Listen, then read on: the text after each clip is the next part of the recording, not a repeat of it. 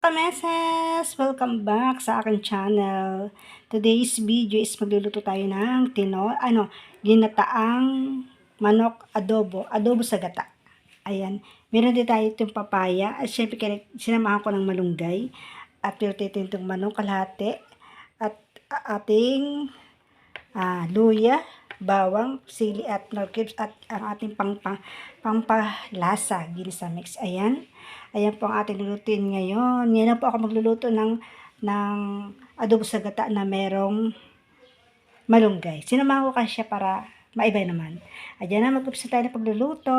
Samahan niyo ako mga kameses.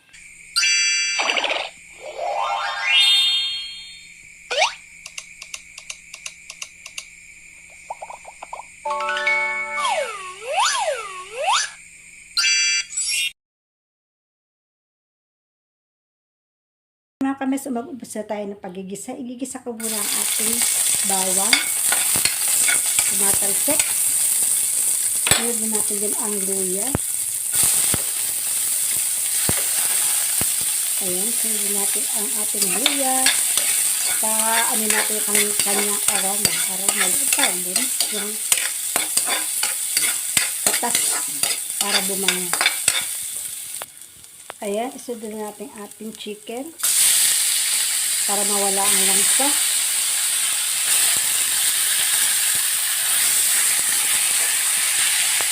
So, ayan mga kamihes, ilagay na natin ating pangalawang gata para lutuin ating manok.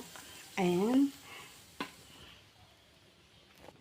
Takpan muna natin yan mga kameses. At pag kumulo na saka ilagay ating mga sangkap. Ayan mga kameses, kumukulo ng ating haluin natin siya mga kameses. Ayan. Baliktarin natin. Oh, ang sarap na. Ayan. Tayo po natin maya-maya ibigay natin ang ating gulay. Lagay ko na dyan ang sili. Isunod ko na ating chicken cubes. Ayan na, kumukulo na siya. Ilagay na natin ating papaya. Ayan.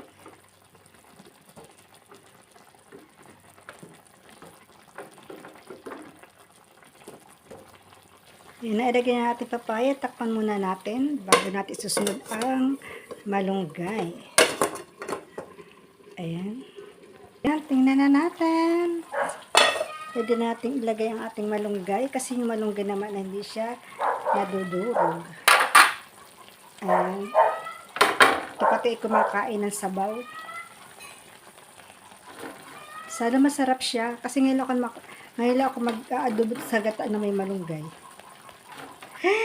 Naisipan ko lang kasi parang gusto kong kumain ng may malunggay. Ayan. Ngayon meses, tingnan na natin kung anong resulta ng ating luto. Ayan.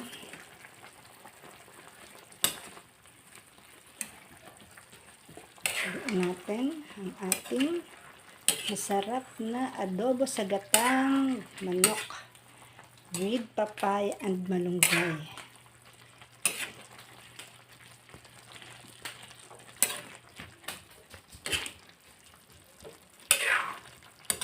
Parang ang sarap na niya.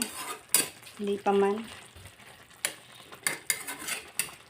Wala pa yung pangalawang gata, yung ating liputok o yung pakang gata. Wala pa pero yummy na siya. Ayan, tingnan natin. Sarap. Ayan, timplahan na natin ating pampalasa para paglagay ng ating liputok. Okay na. Ayan, pwede natin ilagay ang ating liputok o ang ating kakanggata. Pwede na yan para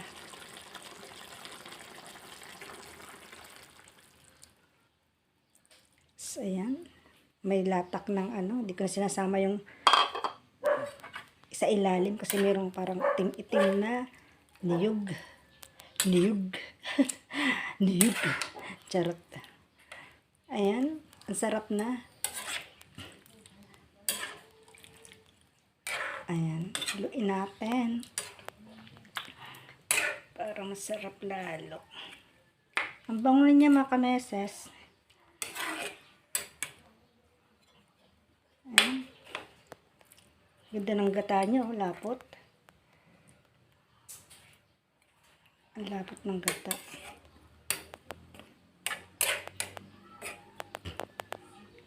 Pakuloyin natin yan mga kameses at tingnan natin. Sarap na siya. Yes. Ayan. Nakulo na. Yummy, yummy, yummy.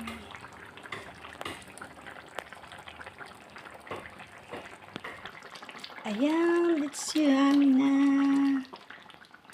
O, diba? Ito ang ispakpak. Ang kapakpak-pakpak. Sa ating hita. Asan ang hita? Wala. Ayun. Umsak. Umsak pala. Luto na siya. Ready na po ang ating pananghalian. Ayan.